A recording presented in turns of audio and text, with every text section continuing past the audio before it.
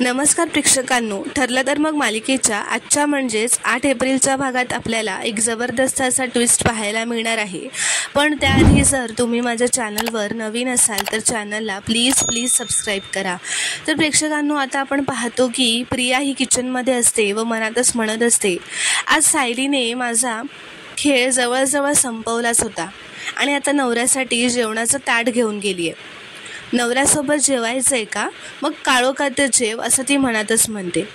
एक क्षणसुद्धा सुखाने जगू नाही देणार आहे सायली तुला मी, असं म्हणत आता ती सायली व अर्जुनच्या खोलीतले जे लाईट्स असतात ते ऑफच करून टाकते व म्हणते, आता ना तुला जेवणाचं ताट दिसेल ना तुझ्या नवऱ्याचं थोबाड. तर अर्जुन आता इथे म्हणत असतो लाईट्स गेल्यानंतर की युनिवर्सने पण आज ठरवलेलंच वाटतंय की आज आपल्याला शांतपणे जेवू जायचं नाही आहे. तर सायली म्हणते, अहो उलट युनिवर्सने ठरवलं आहे की आपलं आजचं हे जेवण रोजच्यापेक्षा थोडं वेगळं व्हायला हवं, नेहमी आपल्या आठवणीत राहील असं. तर आता सायली ड्रॉवरमधून कॅन्डल्स काढून कॅन्डल्स लावते व ते दोघेही आता एकमेकांना घास भरवत कॅन्डल लाईट डिनर जेवत असतात.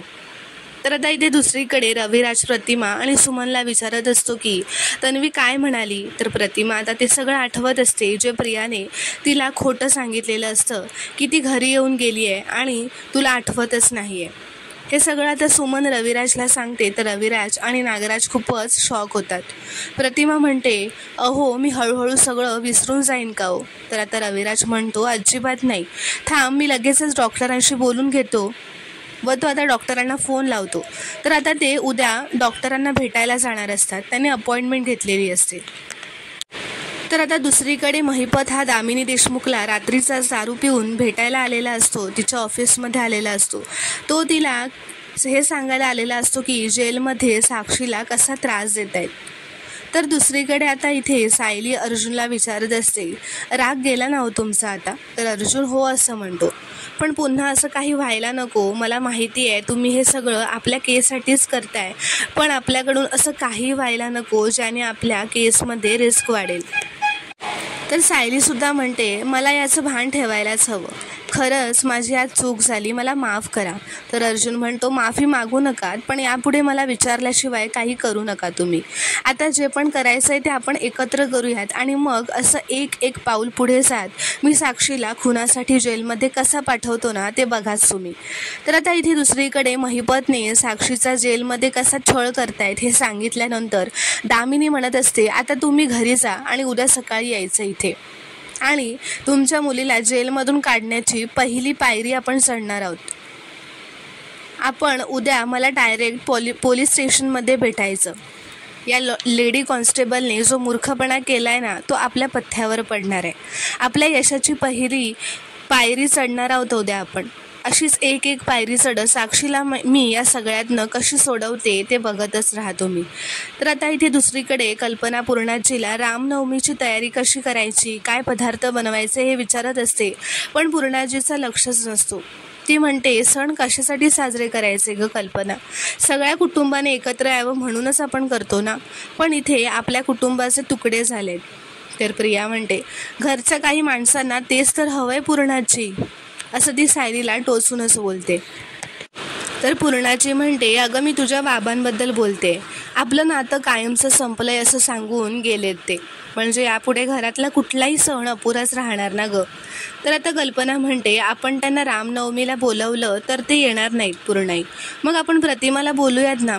तर पूर्णाजी म्हणते, थोड्या वेळापुरतं का होईना ती येईल आणि नवऱ्याचं मन राखायचं म्हणून निघून जाईल.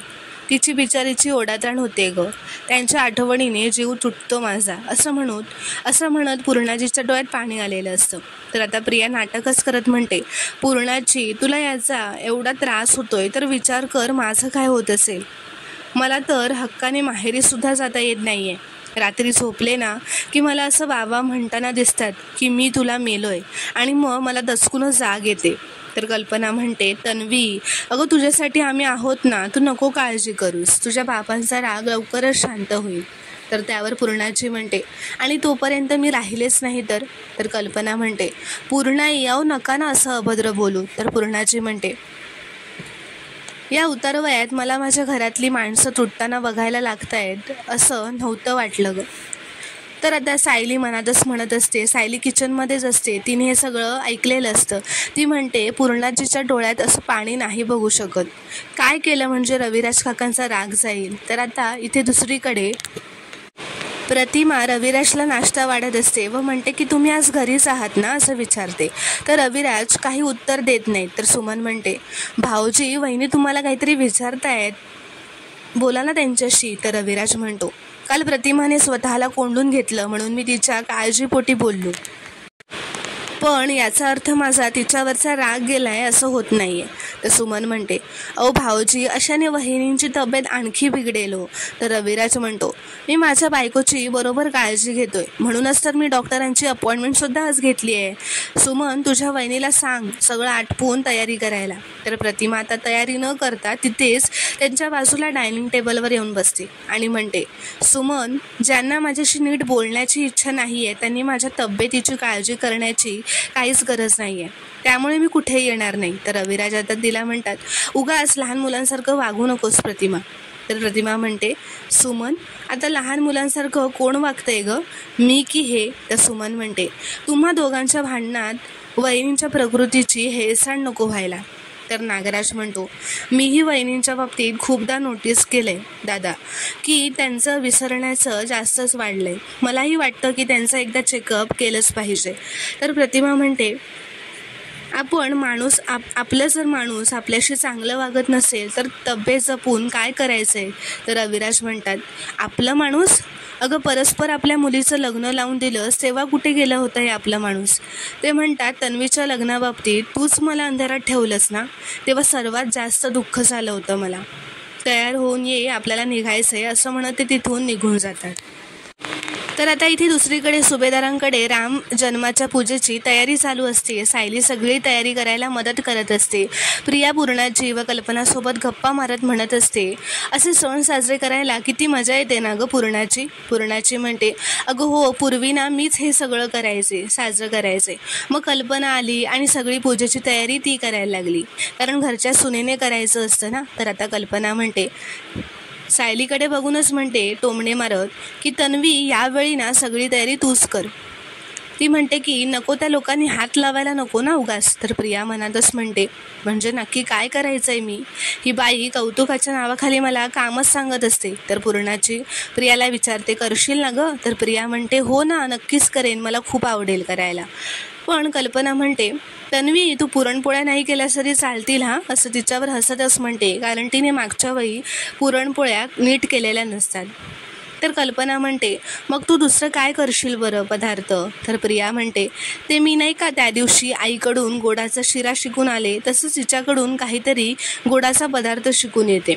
तर कल्पना म्हणते, अगं पण रामजन्म रात्री 12 वाजताच असतो, तू एवढं सगळं कधी करणार आहेस. तर सायली म्हणते, आई अहो मी प्रसादाचा नैवेद्य आधीच करून ठेवला आहे, बाकी कामं करू दे तिला आहेत ती, असं ती म्हणते. तर आता प्रिया म्हणते, आई मी हार जोडू का तुमच्यासोबत. तर आता ती कल्पनासोबत हार जोडायला बसते. तर आता फुलं घेते व हार जोडायला घेते, तर तिला ती सुई टोचल्यामुळे ती जोरातच ओरडते व म्हणायला लागते, सुई टोचली, दुखतंय, रक्त येतंय, असं आरडाओरडा करत म्हणते. तर विमल म्हणते, अहो ताई सुई टोचली की एखादं थेंब रक्त येतच ना. तर प्रिया तिच्यावर चिडतच म्हणते, इथे दुखतंय मला हे. तर ती म्हणते, मी हे जखम धुवून येते, असं म्हणून ती किचनमध्ये जाते. तर प्रिया किचनमध्ये गेल्यावर सायली ती फुलांची प्लेट घेते व म्हणते, आई प्रियाला लागलंय ना, मी हार माळते, असं म्हणत आता ती हार करायला घेते. तर प्रिया हात धुवून परत येते व सायलीला बघून म्हणते, सुई टोचल्याचं निमित्त करून जरा बाजूला काय झाले. तर ही सायली लगेच घुसली मध्ये. तर आता कल्पना प्रियाला देवाऱ्यातून कलश आणि तांबण आणायला सांगते. तर प्रिया ते घेऊन येते आणि आणल्यावर तिच्या हातून ते तांबण सायली बसलेली असते ते तिच्या मांडीवर पडतं.